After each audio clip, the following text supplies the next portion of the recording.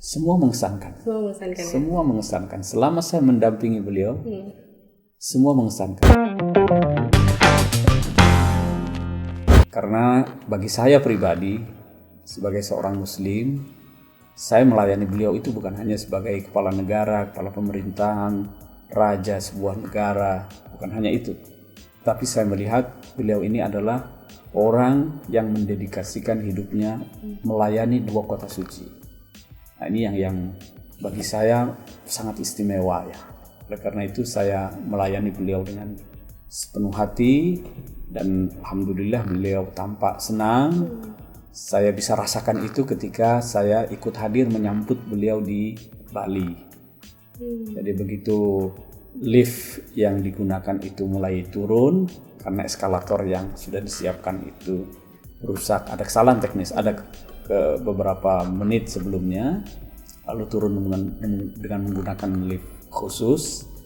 Di tengah itulah beliau menatap saya yang berada di sebelah Menteri Pariwisata dan saya memberikan aba-aba tanda hormat dengan menundukkan kepala dan tangan saya di dada dan beliau senyum menatap saya. Mungkin tidak ada yang terucap. Mungkin yang ada dalam bayangannya adalah lo lagi. Karena sebelumnya saya di Jakarta, setelah beliau ke Brunei, ke Bali, kok ada dia lagi ya. Beliau adalah sosok yang sangat humanis, sangat terkadang humoris, dan sekaligus tentu sangat religius ya. Pelayan dua kota suci. Dan kita baca juga dalam sejarahnya umur 10 tahun beliau sudah hafal Al-Quran. Dan memang beberapa kali mengutip ayat-ayat Al-Quran. Seingat saya itu 3 kali ya. Yang pertama itu ketika cerita tentang perihal hewan atau binatang yang ada di gurun pasir. Karena semula beliau bertanya kepada Menteri Agama di sepanjang jalan tol itu, beliau kira di sebelah kanan kiri itu hutan. Di balik pohon-pohon itu, lalu bertanya apakah di balik pohon itu banyak hewan-hewan gembalaan seperti kambing, sapi, dan lain sebagainya. Menteri Agama menjawab semua ada kecuali onta. Lalu beliau ceritalah tentang onta, kuda di gurun pasir, lalu kemudian menyitir sebuah ayat dalam surat An-Nahl itu wal khayla wal bighala wal hamira litarkabuha wa zin dan seterusnya. Yang kedua, ketika masuk gedung DPR ya, Pak Setia Novanto itu mengenalkan pejabat-pejabat yang menyambut di depan, ada ketua MPR, ada ketua DPD, wakil ketua DPR. Ketika ketua MPR itu Pak Zulkifli Hasan diperkenalkan lalu beralih ke setelahnya Raja Salman, lalu balik mundur dan bicara ke Pak Zulkifli Hasan, lalu mengutip ayat wa amruhum syura bainahum. Jadi persoalan-persoalan mereka itu hendaknya diselesaikan melalui musyawarah. Ini ketika disampaikan kepada Pak Zulkifli Hasan.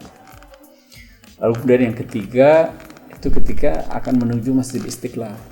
Jadi beliau katakan saya sebenarnya sudah sholat zuhur dan asar di hotel, saya gabung, saya jamaah.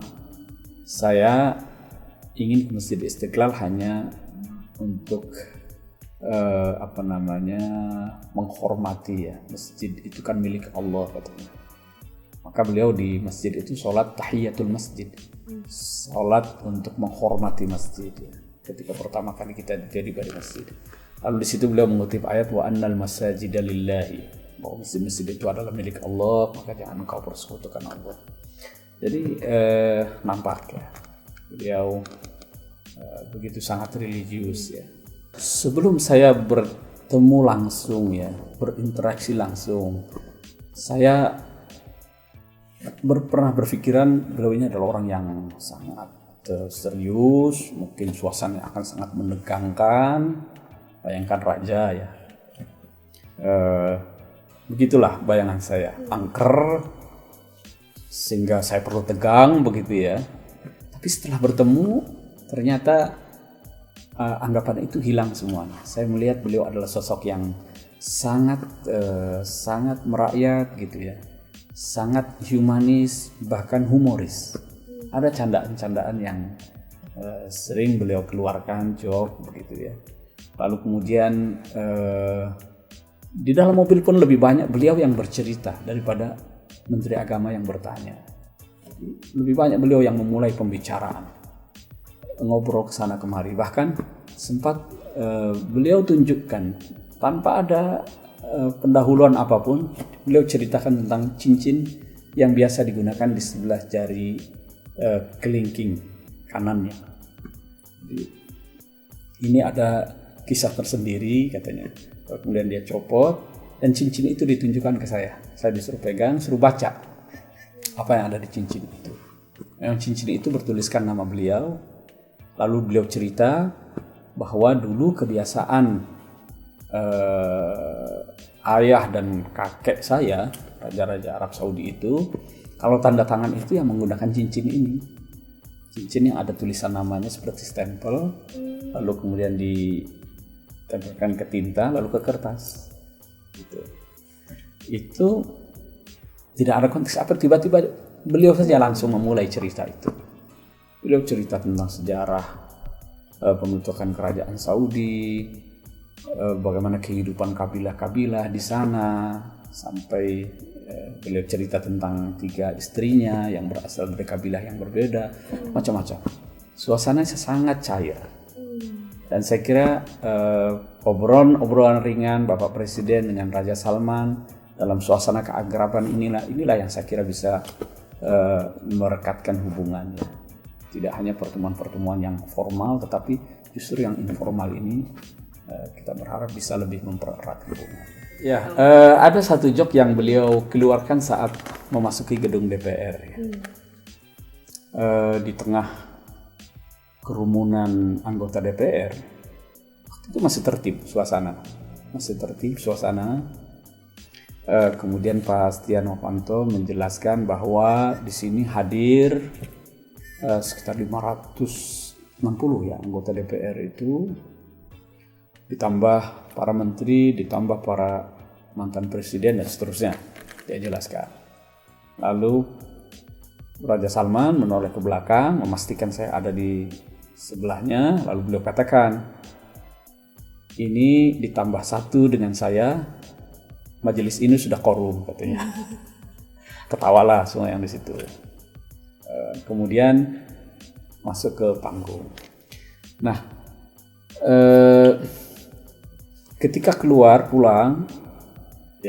akan meninggalkan gedung itu, memang tampak ya bagaimana anggota DPR ada yang selfie, bahkan saya agak sedikit kasihan juga karena jalan yang sempit itu akhirnya dipenuhi orang gitu, jadi kesulitan kita keluar. Dan di situ saya sulit melaksanakan tugas karena orang berdesak-desakan, ya. Bahkan Pamdal DPR lalu pengawal Raja Salman pun kerepotan juga itu, sampai tarik menarik juga, masing-masing ingin melindungi pimpinannya ya, bosnya. Di situ yang menjadi korban saya menjadi menjauh, tidak bisa mendekat lagi, dan memang sudah tidak ada pembicaraan di situ. Banyaknya selfie.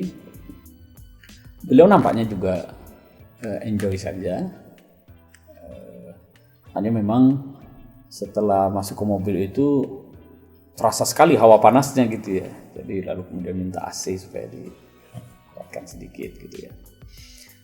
Joke lain misalnya dengan Bapak Presiden. Ketika Raja Salman mengantar Bapak Presiden setelah pertemuan dengan tokoh agama ke mobilnya. Jadi Raja Salman menjemput Pak Presiden di bawah hotel, lalu naik ke atas untuk pertemuan jamuan minum teh dan pertemuan dengan tokoh agama. Lalu kemudian setelah itu Raja Salman juga mengantar Pak Presiden ke bawah. Disitulah Pak Presiden mengatakan kepada Raja Salman, apakah yang mulia tidak berminat untuk jalan-jalan di kota, berbelanja dan lain sebagainya. Lalu spontan ditanggapi balik oleh Raja Salman, saya ingin sekali, tapi ditemani dengan Anda. Saya ganti pakaian dulu ke atas ya. Langsung ketawa gitu ya. Ketika saya diberi aba-aba oleh pengawal Raja Salman saat berada di Istana Merdeka sebelum naik mobil Golf itu ya. Semula memang hanya presiden dan raja yang ada di mobil itu. Kami, para pengawalnya, para pendamping, penerjemah, itu lari-lari kecil mengikuti mobil itu. Sampai kemudian sang pengawal melihat tampaknya raja ingin berbicara sesuatu. Lalu dia beri kode kepada saya, mutarjim.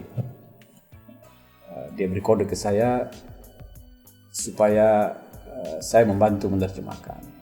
Dari situ spontan saya langsung loncat ke mobil Golf.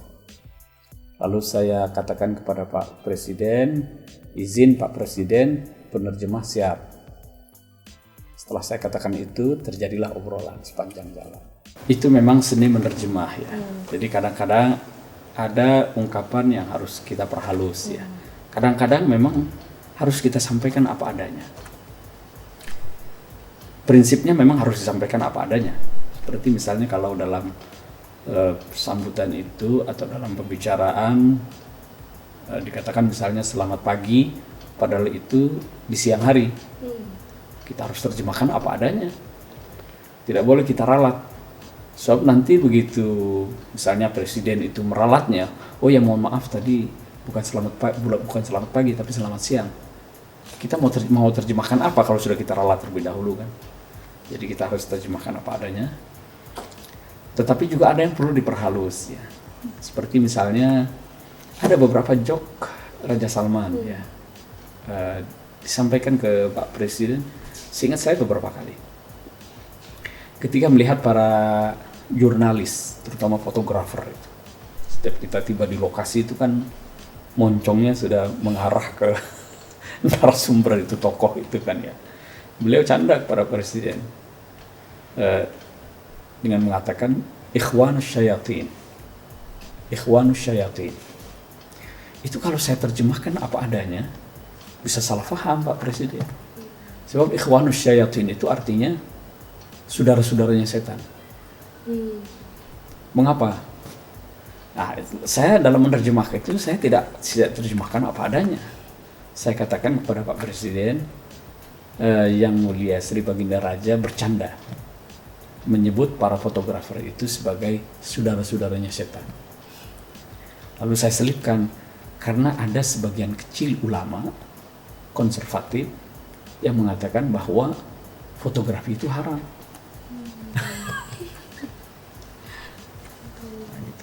Tapi cepat saya sampaikan sehingga Pak Jokowi pun langsung menyambutnya dengan senyuman, dengan ketawa gitu